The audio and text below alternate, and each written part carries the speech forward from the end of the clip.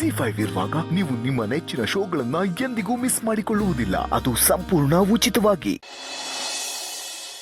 ಚಿನ್ನುಮರಿ, ತರಕಾರಿ ಮಾರ್ಕೆಟ್ಗೆ ಹೋಗಿ ಬರ್ತೀನಿ.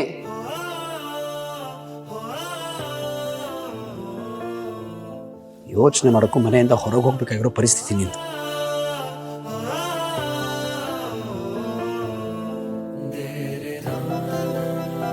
ಅಜ್ಜಿ ಹೇಗಿದ್ದಾರೆ ಅಂತ ಹೇಗೆ ತಿಳ್ಕೊಳ್ಳೋದು? ಇಲ್ಲೇ ಯೋಚನೆ ಮಾಡ್ತಾ ಕೂತ್ರೆ ಏನು ಗೊತ್ತಾಗತ್ತೆ? ಅಲ್ಲಿ ಅವ್ರ ಮನೆಗೆ ಹೋದರೆ ನಿಜ ಗೊತ್ತಾಗತ್ತೆ ಜಯಂತ. ತರಕಾರಿ ಮಾರ್ಕೆಟ್ ಇರೋದು 20 ನಿಮಿಷ, ನೀನು ಹೋಗಬೇಕಾಗಿರೋದು ತವರು ಮನೆಗೆ. ಬ್ಯಾಡ್ ಪ್ಲಾನ್.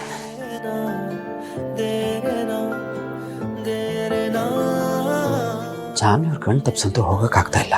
ಇವ್ರು ಆಡ್ತಿರೋ ಅತಿರೇಕ ನೋಡಿದ್ರೆ ಏನು ಮಾಡೋದು? ನಾನು ವಾಟ್ಸಪ್ಪಲ್ಲಿ ಒಂದು ಪ್ರಿಸ್ಕ್ರಿಪ್ಷನ್ ಕಳಿಸ್ತೀನಿ. ಅವರು ಅತಿರೇಕವಾಗಿ ಆಡಿದಾಗ ಅದನ್ನು ಕೊಡಿ. ಆಗ ಅವ್ರಿಗೆ ಚೆನ್ನಾಗಿ ನಿದ್ದೆ ಬಂದು ಸ್ವಲ್ಪ ಕಂಟ್ರೋಲಿಗೆ ಬರ್ತಾರೆ. ಹಾಗಂತ ತುಂಬ ಜಾಸ್ತಿ ಕೊಡೋದಕ್ಕೆ ಹೋಗಬೇಡಿ. ಚಿನ್ನುಮರಿ, ನಾನು ಹೋಗಿ ಬಂದೆ.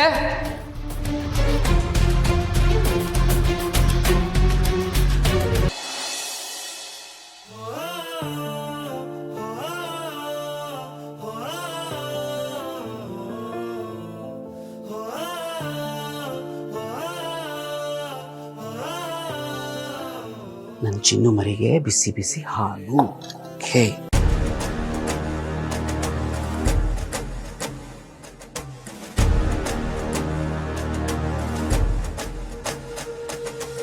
ನೋಡಿ ಚಿನ್ನು ಮರಿ, ನೀವೇನಾದರೂ ತುಂಬ ಟೆನ್ಷನ್ ಮಾಡ್ಕೊಂಡಿದ್ರೆ ಅಥವಾ ಅತಿರೇಕವಾಗಿ ಆಡ್ತಾ ಇದ್ರೆ ಮಾತ್ರೆ ಕೊಡಿ ಅಂತ ಡಾಕ್ಟರ್ ಹೇಳಿದ್ದಾರೆ. ಈ ಮಾತ್ರೆ ತಗೊಂಡ್ರೆ ನೀವು ಕಣ್ ತುಂಬ ನಿದ್ದೆ ಮಾಡ್ತೀರಾ. ನೀವು ಕಣ್ ತುಂಬ ನಿದ್ದೆ ಮಾಡಿ ಏಳೋಷ್ಟರಲ್ಲಿ ನಾನು ನಿಮ್ಮ ಮನೆಗೆ ಹೋಗಿ ನಾನು ಕೆಲಸ ಮುಗಿಸ್ಕೊಂಡು ಬಂದಿರ್ತೀನಿ ಅಷ್ಟೇ.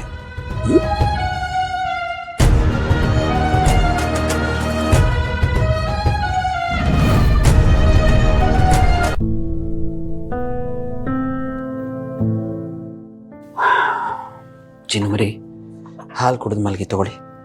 ನನ್ನನ್ನು ಮಲಗಿಸ್ಬಿಟ್ಟು ಅಮ್ಮನ ಮನೆಗೆ ಹೋಗೋ ಪ್ಲ್ಯಾನ್ ಮಾಡಿದ್ದೀರಾ?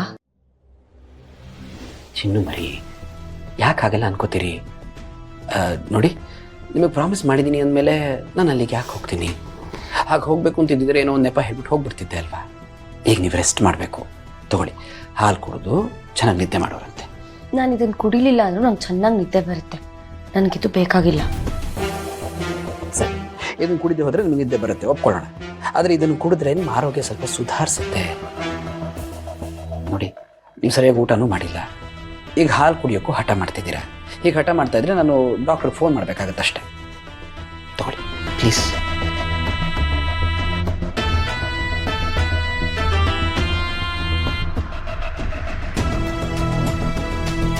ಸರಿ, ಕಣ್ ತುಂಬ ನಿದ್ದೆ ಮಾಡಿ ನಾನು ಅಡುಗೆ ಮನೆ ಕ್ಲೀನ್ ಮಾಡ್ಕೊಂಡು ಬರ್ತೀನಿ.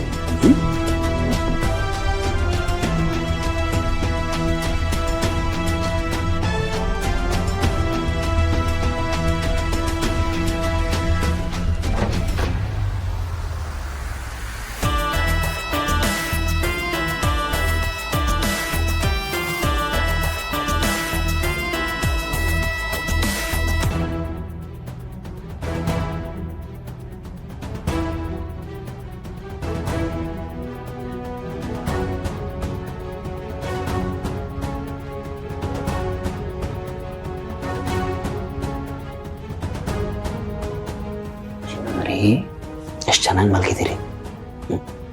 ನೀವೀ ಕಣ್ ತುಂಬ ನಿದ್ದೆ ಮಾಡೋಷ್ಟರಲ್ಲಿ ನಾನು ನಿಮ್ಮ ಮನೆಗೆ ಹೋಗಿ ಬಂದ್ಬಿಡ್ತೀನಿ, ಕೆಲಸ ಮುಗಿಸ್ಕೊಂಡ್ಬರ್ತೀನಿ. Good night.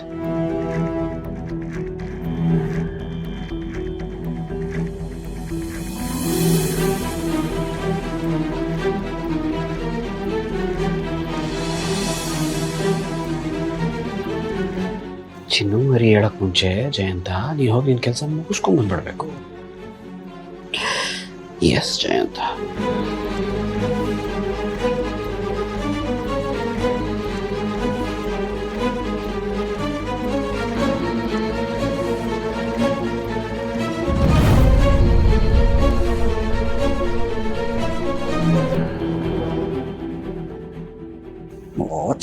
ಇವ್ರು ಈ ಟೈಮಲ್ಲೇ ಬರಬೇಕಾ?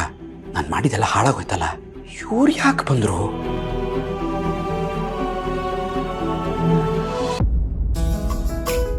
What a surprise! ಅದೇನು ಸಡನ್ನಾಗಿ ಬಂದ್ಬಿಟ್ಟಿದ್ದೀರಾ? ನಿಮ್ಮನ್ನ ನೋಡ್ಬೇಕು ಅನ್ನಿಸ್ತು, ಅದಕ್ಕೆ ಬಂದ್ವಿ. ತಮಾಷೆ ಮಾಡಿದೆ. ಇರ್ಲಿ, ಪ್ಲೀಸ್ ಒಳಗೆ ಬನ್ನಿ.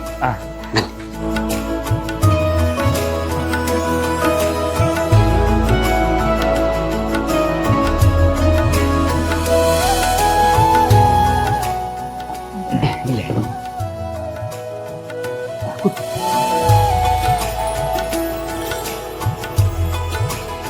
ಎಲ್ಲಿ ಜಾನು ಕಾಣ್ತಾನೆ ಇಲ್ವಲ್ಲ? ಅವರು ಮಲಗ್ಬಿಟ್ಟಿದ್ದಾರೆ. ನೀವು ಬರೋದು ಗೊತ್ತಿರಲಿಲ್ಲವಲ್ಲ, ಹಾಗಾಗಿ ಅಷ್ಟು ದೂರದಿಂದ ಬಂದಿದ್ದೀರಿ. ನಮ್ಮೊಂದು ಫೋನಾರು ಮಾಡಿ ಬರ್ಬೋದಿತ್ತಲ್ವಾ? ಅದು ಫೋನಲ್ಲಿ ಮಾತಾಡ್ತಿರೋವಾಗ ಜಾನು ಅಜ್ಜಿ ವಿಷಯಕ್ಕೆ ಯಾಕೋ ತುಂಬ ಬೇಜಾರು ಮಾಡ್ಕೊಂಡಿರೋ ಹಾಗಿತ್ತು.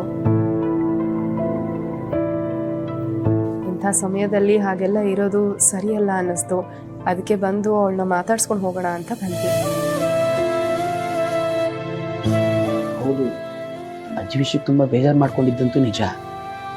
ಅವ್ರು ಹುಷಾರಾಗ್ತಿದ್ದಾರೆ ಅಂತ ಗೊತ್ತಾದ ತಕ್ಷಣ ಇವರು ಗೆಲುವಾಗಿದ್ರು, ಬಟ್ ಮತ್ತೆ ಡಲ್ ಆಗಿಬಿಟ್ರು.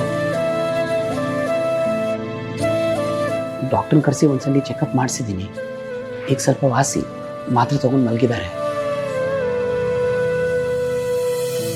ಅವರೇ, ನಿಮ್ಮ ಕನ್ಸರ್ನ್ ನೋಡಿ ತುಂಬ ಖುಷಿ ಆಗ್ತಾ ಇದೆ. ಆದರೂ ನೋಡಿ, ಅಷ್ಟು ದೂರದಿಂದ ಬಂದಿದ್ದೀರಿ. ನಂಗೊಂದು ಮಾತು ತಿಳಿಸಿದ್ರೆ ಎಲ್ಲ ಅರೇಂಜ್ಮೆಂಟ್ಸ್ ಅವರು ಮಾಡ್ಕೋತಿದ್ದೆ ಅಲ್ವಾ? ಅಯ್ಯೋ, ಹೇಳೋಣ ಅಂತಾನೆ ಅನ್ಕೊಂಡ್ವಿ. ಆದ್ರೆ ಅದು ಇಂಗ್ಲೀಷಲ್ಲಿ ಅದೇನೋ ಹೇಳ್ತಾರೆ.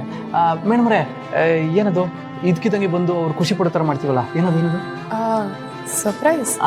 ಸರ್ಪ್ರೈಸು ಅದನ್ನ ಮಾಡೋಣ ಅಂತ ಹಂಗೆ ಬಂದ್ಬಿಟ್ವಿ. ಆದ್ರೆ ಜಾನವರು ಕಾಣ್ತಿಲ್ವಲ್ಲ. ಅಲ್ಲ, ನೀವು ಮಾತಾಡ್ಸ್ತೀರ ಅನ್ನೋದಾದ್ರೆ ಲೆಟ್ ಮಿ ವೇಕ್ ಹರ್ ಅಪ್, ಕರ್ಕೊಂಡ್ಬರ್ತೀನಿ. ಇಲ್ಲ ಇಲ್ಲ ಜಯಂತ್ ಅವರೇ, ಇಂಥ ಸಮಯದಲ್ಲಿ ಅರ್ಧ ನಿದ್ದೆಯಿಂದ ಎಬ್ಬರಿಸ್ಬಾರ್ದು.